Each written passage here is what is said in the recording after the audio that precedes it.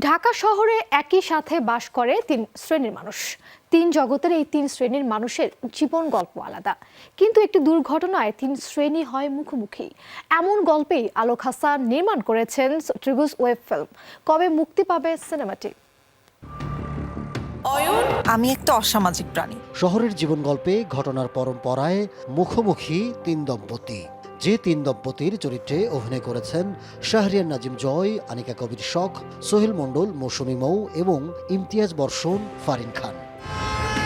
গল্পে দেখা যাবে রাতের অন্ধকারে বেশ ফাঁকা রাস্তার বুক ছিঁড়ে তীব্র গতিতে এগিয়ে আসছে টিনার দামি গাড়ি। ৩ বছর আগে এই বিশেষ দিনটাতে তার আর জনের জীবনে ঘটেছিল একটা ঘটনা। এদিকে শপিংয়ের পর একটা রেস্টুরেন্ট থেকে মলি আর আসাদ রাতের খাবার শেষ করে বেরিয়েছে। মধ্যবিত্ত আসাদ আর মলি আজ খেতে গিয়ে টাকার অঙ্কে হয়েছে বেশ ক্ষতিগ্রস্ত। আপনারা কি মানুষ?